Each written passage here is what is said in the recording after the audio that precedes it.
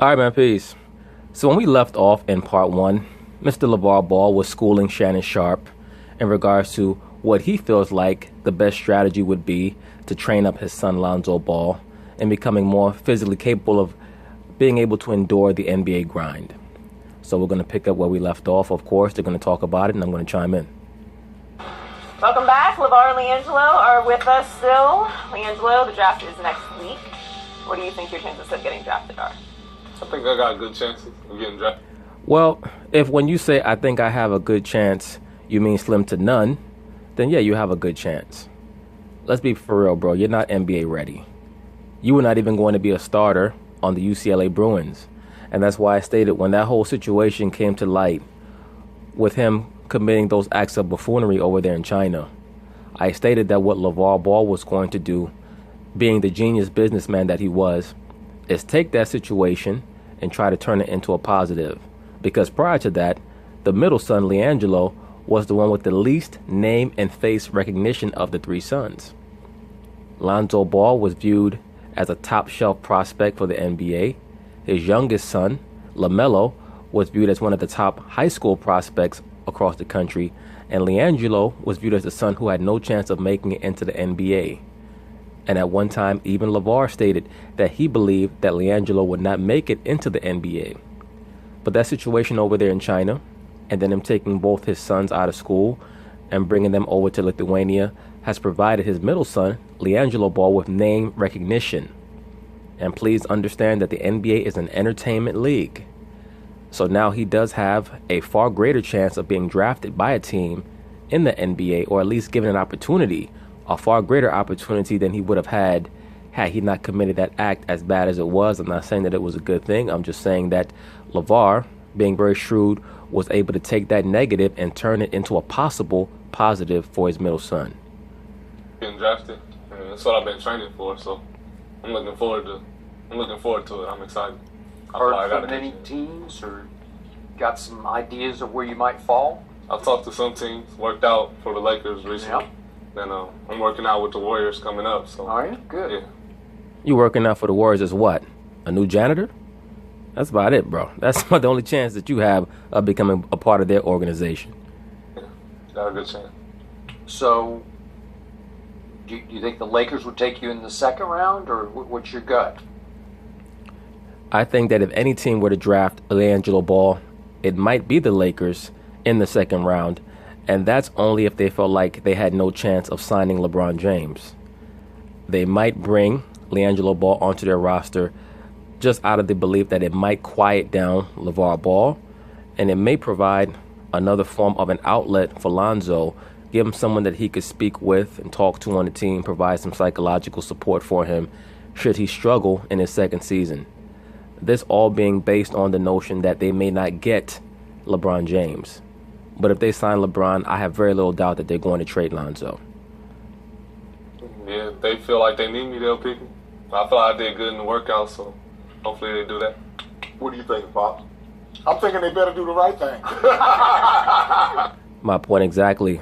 LeVar Ball is already stating that if the Lakers do not draft his son, he's going to make life hell for them in regards to how they treat his other son, Lonzo. I mean, don't look at it as LeVar is always right and we want to please him. Look at it as the player that you're getting. Right. Jello is the best two-guard in the draft on the fact that he shoots better than anybody in the draft. He's stronger than anybody in the draft. Well, he might be stronger than anybody in the draft.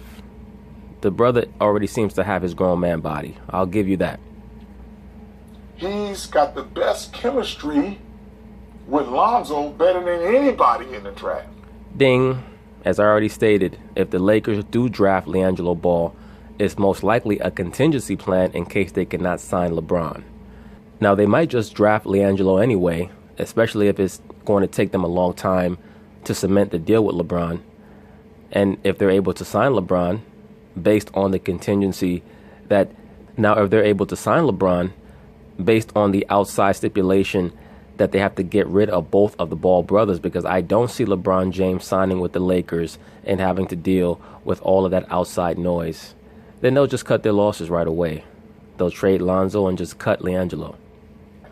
Why wouldn't you choose him? You said Lonzo need to get stronger and a better shooter.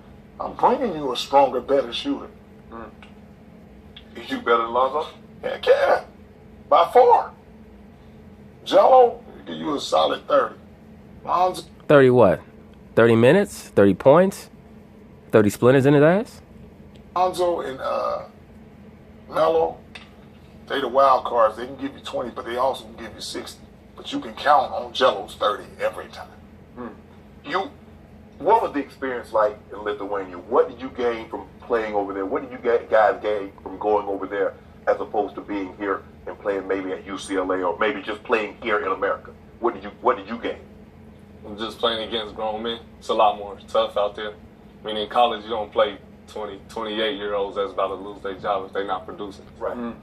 It's just, you just pick up a lot more stuff, a lot more grit and grind out there. I stated this at the time that LaVar Ball made that decision. I thought that it was a great decision to take his sons over there to Lithuania and prep them for their future burgeoning potential NBA careers. They got far more prep playing in the Lithuanian league than they would have gotten going into college, especially LiAngelo, who would have spent most of his time on the UCLA bench. So why'd you cut it short? I didn't cut it short. We only had 1 week left. They said cut it short. I stayed out there 4 months. I was supposed to stay out there for 4 days. Remember, y'all say he'd be right back. It's a bad move going out there. I tell you what, if you want to do anything and focus on it, Lithuania is the best place in the world to go. Why? Because it ain't got no malls out there, ain't got no fancy restaurants. It's cold out there, so do what you're going to do. Go back inside and sleep and go do the same thing next day. You ain't got no 12 restaurants. Say, I might go to Fridays, I might go over here. No, you got one that you like. The food is, I found Tango's Pizza and McDonald's. McDonald's is an hour away. Hour up, hour back. What? Yes. And when you get LaVar Ball, all that money that you're making operating Triple B's Incorporated, you should have a personal chef for your sons. They should not be eating no damn McDonald's, bro. When you get tired of Tango's, go right to McDonald's and you be like, these are the best burgers I ever had. Yeah. I'll have a load up. I have to get like 16 burgers. Yes, I'm just saying. But it's like, it doesn't have a lot of distractions. So if you're going to write a book or you want to focus on something, He said if you want to write a book. Lithuania is the place to go. So, LiAngelo, did they know how to play? Did you learn anything from how they played the game? Yeah, it's a little different. I mean, How? it's different from college, I should say, actually, because it's more. Every last one of those European leagues are playing on a higher level than the NCAAs. And certain people might say, no, you can't say that. Well, the proof of the matter is that the U.S. Olympic Committee will no longer send the best college players into the Olympic tournament. They're only sending pros. So what are they telling you in regards to their evaluations on what the chances of the top collegiate basketball players in the United States would have playing against the top European professionals? More structure, like it's more close to the league, how they play, as far as coming off of screens and like just using ball screens all the time. Physical, not physical. Yeah, it's physical, Yeah. of course. So it was good for your growth, you felt like. Yeah, I feel like I growed out there. Yeah. It had to have been good for his growth because he wasn't going to get any playing time with UCLA. Yeah. How did Lithuania come about? Lithuania came about on the fact that it was the perfect spot for us. We had some other places they could have went, but they tried to tie my boys up to 3-year deals, right? Especially Melo, right? They want that buyout, right? So this was the only one that was going to go 1 year. And the second thing is they weren't doing good. You can't go to a team that's 20-0, right? Go to a team 20-0, they're going to say, we was winning before you boys got here. Right. So guess what? If you're losing all the time, you got to make a change. So here come the ball boys. You don't even know about Lithuania until they go over there. So tell us about the young one. How's he doing? Melo's doing great. Like I said, you can send my boys to Timbuktu, they're going to get better. At one point, the coach he doesn't believe in the boys. Here's something. When you win the lottery, everybody want to win the lottery and you get all this money. You don't know what to do with it. Because you didn't plan on that. I give you the best teenagers in the world to come over there. And they thought we wasn't going to be that good. And we were, and all the eyes was on them. They didn't know what to do. They thought we was going to be there for a week, get the publicity up. But then they got longer and they found out how good the boys were. So you got blowback initially with the boy, you bringing the boys over. Well, you can't bring, let alone one American, you bring two, and they young. The jealousy don't set in, because all the eyes went to my boys. And then that's why the coaching over there, if I just send them over there, they're going to sit them on the bench, they ain't going to do nothing. Right. But I went over there bigger than that, not as just a father, but a guy with a brand. So when I go... Not only a brand, you also had a plan. Once again, brothers, the main focus that you should have in your life is making sure that you know what your plan is and going about trying to actionize your plan. That's all it's about. And when you have that mindset, you don't have the time to worry about all of these ancillary forces that are trying to shut you down. The so-called black man is very unfocused because he's constantly being distracted by forces that don't matter. So when I go over there with a brand, now I got a little pull. So now we got the Big Baller Brand Challenge game. Guess what? Now I can coach to show them what my boys is about. I played a lot of people that were, and as soon as my boys do good, because I believe in them, they're not going to believe in those 16-year-old, no 19-year-old. They're just not. But it showed that they can play when I coach those games. Right. Because I coach the same team that this guy had when he coaches 70 points. When I coach 140, 150. That's a huge despair. But I told him when I was over there, I said, you know, one thing, all them boys can shoot over there.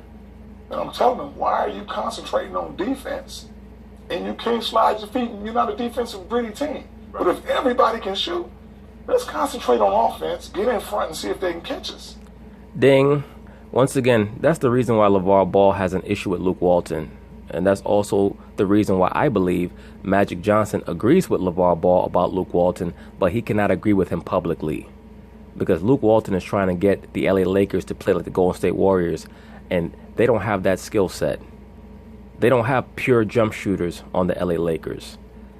They'd be more suited to a regular half-court NBA style. Of course you're going to run because you have young guys. But jacking up a bunch of threes, that's not going to get the job done. They have a lot of long wingspan players with youthful energy. Utilize that. Concentrate on defense and execution in the half-court set. Run when you can. But don't jack up a whole bunch of threes trying to keep up with the Golden State Warriors and the Houston Rockets. That's not going to be how you're going to win. And I think that LeVar Ball understands that. I think that Magic Johnson understands that as well. But they're trying to give Luke Walton a chance for now. So how good can the young one be, LaMelo? Melo, out of all three of my boys, is going to be the best. Jello has the opportunity to be the best on the fact that he's the strongest. And when you grow up in the leagues, they get faster and stronger. LeBron's the best. Why? Because he's stronger than everybody. Thank you, sir. That's why I call him the modern-day Wilt Chamberlain. I had a couple of guys tell me, oh, why are you comparing him to Wilt Chamberlain, blah, blah, blah. I'm not talking about playing style. I'm talking about that physical aura that he brings to a game. Where LeBron literally looks like the biggest and strongest guy and the most physically dominant guy out there on the basketball floor. Shaq was the best when he was playing wide. He was stronger than everybody. Wilt Chamberlain, back in his day.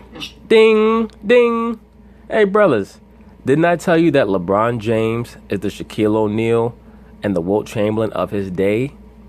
Not according to playing style, but according to the physical aura that he brings out there on the basketball floor. Let me rewind this back.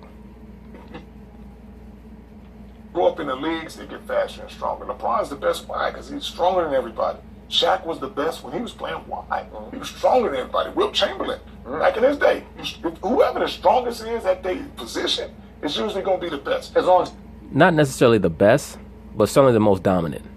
as long as they have ability to go with it. Exactly. You have to have a certain level of skill. They got ability to go with it, but who's ever the strongest? D Rose was one of the best guards back in the day. Why? Because he was stronger than everybody. He was. Well, he was more explosive than everybody. And at the two guard who started getting good was D Wade. He was strong. When you're stronger, it takes you on a different level. How tall could LaMelo get to? You're young. Melo can get to 6'9", 6'10". Well, he ain't gonna be playing on two guard at 6'10". Why not? He gonna be a 3. Well, you have Ben Simmons out there with Philadelphia. He's 6'10", playing the point. You never know what a player can do nowadays. Why? Well, what's KD 7 feet? KD a 3. You know, you call him a 3, but he looks like he do a lot of shooting. Yeah, he do. Like, you call him a 3 or 4. He play a lot. You call him hard a 5'4". He play a 1. Yeah. LeBron bringing that ball up until he get tired. Right. So it don't matter about the numbers if you can. So you want. Now, did you hear what LeVar Ball just stated? He said that LeBron James plays the 1. So what does that spell for his son should LeBron James decide to sign with the LA Lakers? Melo to be positionless. Melo ain't gonna handle it. Here's the thing, Melo loves to score. Melo plays point guard out of necessity. Right. And most of the top players in the NBA today are pretty much positionless. James Harden plays the 1, the 2, the 3. Steph Curry plays the 1 and the 2. LeBron James plays everything from the 1 to the 4. KD plays the 2, the 3, and the 4. Today's NBA is pretty much positionless. Right. You can handle that ball. When Lonzo left, he had to go point guard. Right. In Lithuania, he was the best guard on the team. Faster than everybody, stronger than everybody, shoot better than everybody. But his coach was stuck on he's 16. So that he said, oh, 16 can't play over there. And I said, I coach him against grown men. You talking about the London game, he went for 40 and had a triple-double against grown men. That was way better and faster than some of the teams we was playing. But the coach never let him loose and do his thing. And because over there, they're not used to the players of my son's caliber, which is, I said, you have no players in Lithuania or in Europe that are going to take 30 shots. LeVar Ball is such a forward thinker. This is the main reason why he's such a polarizing figure. It's very difficult for people to wrap their minds around how he thinks because he does not allow himself to be categorized. He does not allow himself to be restrained by conventions. You see these people like Shannon Sharp. You can't train like that, LeVar. You can't play like that, LeVar. Why is that? Just because it's never been done? You can't think that just because something has never been done, that it cannot be done. And go 15 out of 30, 50%. Because you're not going to be aggressive. They'll go 3 for 4. They'll go 4 for 7. And then stop shooting. Because coach wanted to be so perfect. Right. My boys shoot freely and they attack you the whole game. That's why we played against the best team, which was Zalgiris, and they had their best game. And once again, I'm not stating that LeVar Ball is correct in everything that he says. And the reason why I have to note that and highlight that is because so many people, they react so emotionally to things. They just naturally assume that you quote unquote like someone because you understand their mindset. It's not about like or dislike. It's about trying to comprehend his motivations, his energy, what provides the impetus for a lot of the things that he says, which is self-belief. It's not about whether you agree with what he says. It's his motivating force. The brother has a ruling class mentality. He thinks like a king. He does not allow anyone to impede him. Came off the bench. He had 25. Melo had 19. Melo hit 4 threes from 30 feet in a row just to let him know. If I would have started, I would have killed y'all. So Melo's 16 years of age. You say he could be better than Lonzo? No, he is going to be better. Yeah, okay. The youngest one is always the best. Okay. Ask him. So you've got, that's a good point. You got, what, 3 more years of no basketball, no organized basketball for LaMelo? Or what's How's Melo now? He's going to the JBA. All right. That's my league. Yeah. You know, you can go catch the schedule. Now, did you hear what he said? He stated that his son Melo is going to the JBA. So basically, his son is going to be a part of his business. So he's going to be able to pay his own son. Once again, so many of these facetious, blowhard basketball analysts on television go on and lament that the college basketball players cannot get paid. LeVar Ball is not just talking about it, he's being about it. He's providing a venue for young basketball players who want to make basketball a career of theirs to get paid. And he did it on his own. He didn't sit back and say, I'm going to get down on one knee and beg the white man to give me a hug and beg the white man to love me. He went out there and he made it happen for himself. At JBALeague.com and get all the games. And like I said, he's going to be doing his thing, and all I have to do is get him prepared for the draft, which is you have to be stronger and you have to be faster. The game, the fundamentals and all that is just playing. Because don't tell me you're running them plays where Steph Curry is shooting from 40 feet and KD just bagging the shorter guys in and shooting.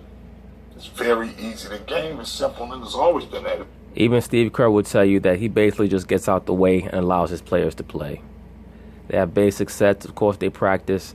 The main thing with Golden State is to maintain their principles, which is ball movement and movement without the basketball. Those are the two main things that Steve Kerr likes to maintain. Other than that, he lets his players play. And that is a game of mismatches. What you don't want to see is the NBA with Lonzo at 23, Jello at 22, and Melo at 20. You're not going to beat them. You're not going to beat them. One thing we do is win. And like I said, if the Lakers would have known how to coach Lonzo from the get-go, 50 games was easy. And the way I looked at 50, because you have 80, My son is going to win. He's better than a 50% winner. And that's what I tell him about Jello. I say he played the game. What Jello has done is something that Lonzo has never done, which is win 60 games in a row. Not 20, not 30, 60. But you realize it's like, speaking of billions, $1 billion to one shot that you're going to have all three of your sons on the same NBA team.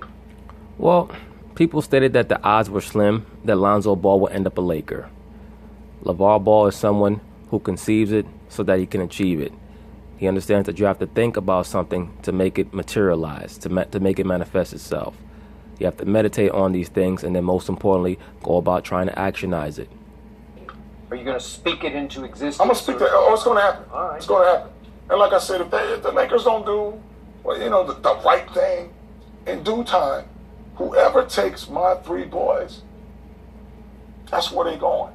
Because whoever believes in them like that, I'm giving it to the Lakers on a platter.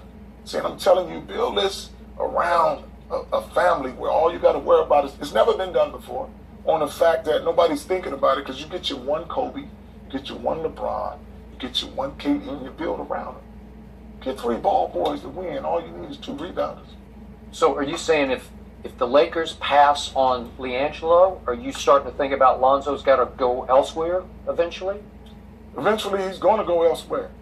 He's going to go to the best. Whoever going to take all three of my boys, I don't care, Milwaukee, Toronto, whoever. But LaVar, hold on. I understand that you want what's best for your boys. But what about what's best for them? What if they don't want to all play together? Are you drunk? It's possible. He's been depressed ever since LeBron lost. He might be drunk. Well, yeah, absolutely, LaVar. Yeah, I am drunk. If that's all right with you, answer the question. Well, sometimes. Yesterday started the show on the show. Yesterday. Okay, we made him do it. Like I said, you put Jello and Lonzo together. They ain't played together in a year or 2 years. You put them together, it eases. So every time they go to 24, hang out together, he make all the shots. Why? Because he got his brother with him. Now, Lonzo got a lot going on. Right. You're rapping, you're the face of a franchise, you got to worry about these nuts talking about me and asking him how he feel about me. He don't feel the same way. We got to take a break. We'll have much more with Lavar and LiAngelo coming up. Can you imagine him driving to practice every day? Going into Lonzo's rookie year last year, you made a bunch of strong statements about how great he was going to be, better than this, better than LeBron, better than Steph. Yes. And there are times I feared you were just crushing him with expectations for a 19-year-old. How much harder do you think you made it for him early last year? Didn't make it hard for him at all.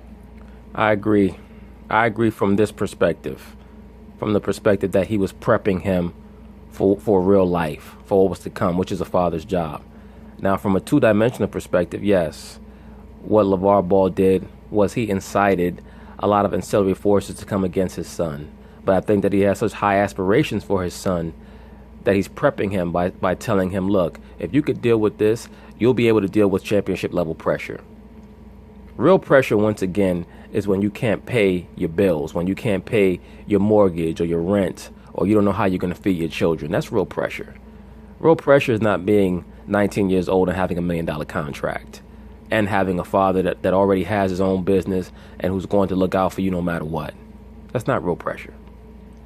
The fact that how you gonna make something hard if you get to do something that you love to do, and you're young, 19, 20 years old, and you're getting paid for it, and you're a millionaire. You could easily go to work and do some talking and lifting and whatever, but you get to go into the gym, and that's why people say, "Oh, he struggled." Well, I would love to struggle if I was 19, just going to the gym to play and get millions of dollars. How do you struggle doing that? Thank you, sir. The fact that you just in the gym, you gotta love it. Whether you do good or bad, you at a place playing something that you've been doing all your life. You can never have a bad day. Did you think did he get frustrated last Yeah, year? I got frustrated. No, he just plays the game. He's gonna get better. Lonzo 10-7-7. Guess what? That's the worst he ever gonna be in his career. He can't do nothing but go up. I don't want him to be the coldest dude. And then after your rookie year, I put these expectations out there because you have goals. If I don't say aim for 50, you don't go for 50. If I don't say be the best player, you don't go for being the best player. You just go along, I made the NBA, you just fold through, and you say, I hope everybody likes me. Exactly. And greatness is not about being liked. At some point in time when you're great, you're going to have multitudes come against you. It's happened to LeBron James. It's happened to Kobe Bryant. It's happened to Michael Jordan. It's happened to Larry Bird, Magic Johnson, Wilt Chamberlain, etc. It's a part of life. I hope they don't. You think everybody liked Jordan when he came in the game? I tell you what, when he did the dunk contest back in the day and had all the jewelry on his neck, you think them veterans wasn't looking at him like, who this young cat with all this gold on? He ain't gonna take off his warm-ups? Then when he froze about the first All-Star game. So I expect that if you're gonna be great, you gotta go through that. It ain't gonna be no smooth ride. And don't have this hell of a season, and then you don't do nothing after that. That's like I said, he gonna be the best rookie in the year. If he not, guess what? Nobody cares. So he never came to you one time and said, Pop, just cool it a little bit. Just tone it down a little bit. I don't have that type of son. That's for you guys. It's different the way we raise them. It's different. You can't come in there and go, Pop, Dad, can you, I can't do nothing. You can leave and do it on your own. That's how we raise them now. So even to this day, if my dad says something I don't like, I don't sit there and argue with him. You bite your tongue. I don't even bite my tongue. I go the other way. Absolutely. When your father or your mother chastises you, as long as they're not saying anything against the Most High, all you do is take it, you swallow it, and you tell them, Mom, Dad, I love you. I'll talk to you later. I say I do my own thing. But now he understands how I am, and I'm the only one that can tell him something out of the 7 kids. Like, you need to be quiet. I got you. You ain't running this no more. And he said, you're right. See, because you done took over. Yeah, you know how you take over? Yeah, I know. Yeah, you know I know you take over. That's how you take over. I don't think any kid ever came into this league with more expectations than you helped put on your son this year. More than LeBron did in a different way. No, it was more than LeBron. On the fact that I put it out there to say, yo, he's supposed to be like this, man. If you don't set no high goals, man, I can't start no brand if I want to just slide through stuff that I'm doing. I can't do this stuff. I'm history making. I agree with you, sir. So what do you predict for Lonzo this year? Predict for Lonzo this year? Yeah. You get Jello with him, you guaranteed to go to the playoffs. Guaranteed. Well, LeBron coming, you guaranteed to go to the playoffs. Well, even if he don't come, you just bring Jello, you guaranteed to go to the playoffs. I think that the Lakers do have an outside opportunity to make the playoffs this year, even if they don't add anybody. Jello has something else that's real good, too, which is IQ for the game. Now, you throw Jello the ball early. He knows that Lonzo's going to run the lane, and he's going to throw that lob.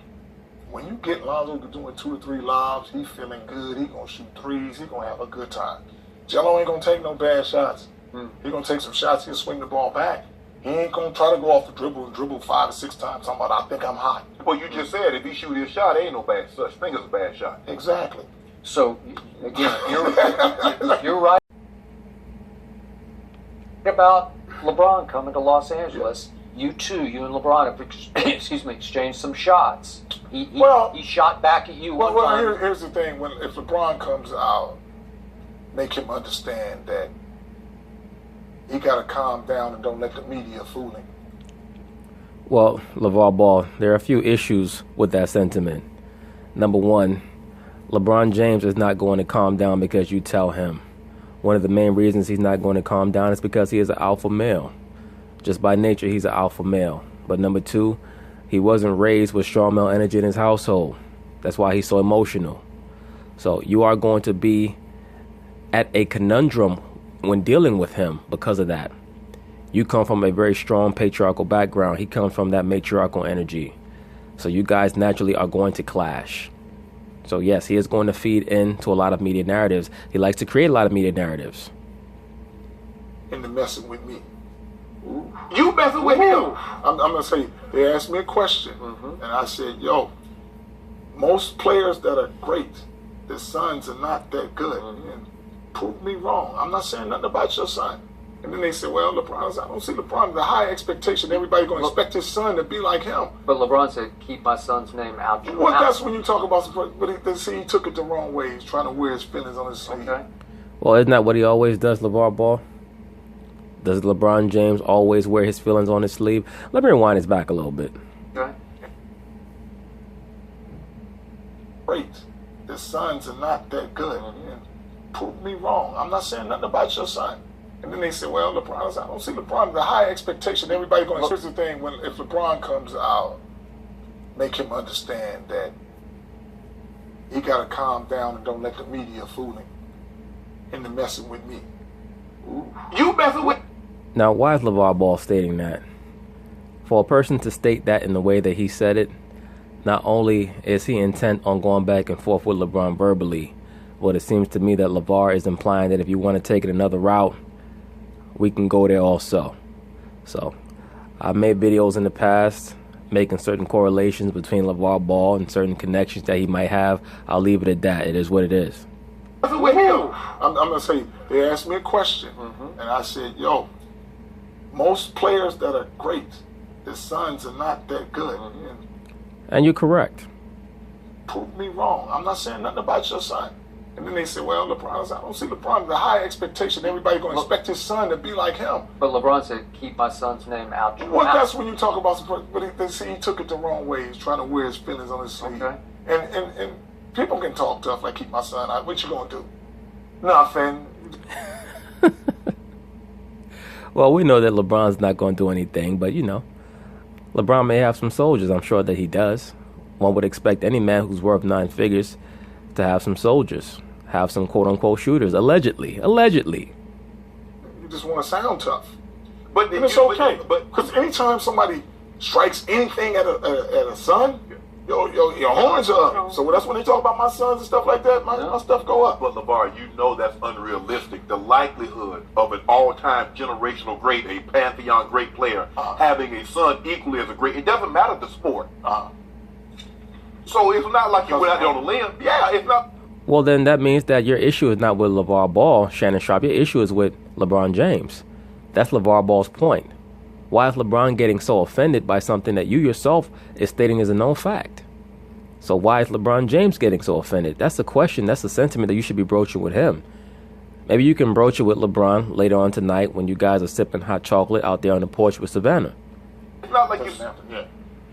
So that's what I'm saying. I'm not taking shots at LeBron, and I don't worry about what he's doing with his family. He do with his family, and let me do what I do with my family. But when people ask me questions and I answer them, and they don't want to hear that answer, you ain't got to answer everything, though. Yeah. Yes, I do. I beat you one-on-one. I bet you that.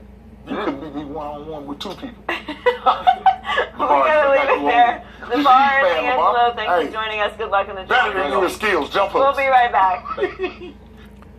But anyway, that's pretty much it on the interview with LaVar Ball. Peace.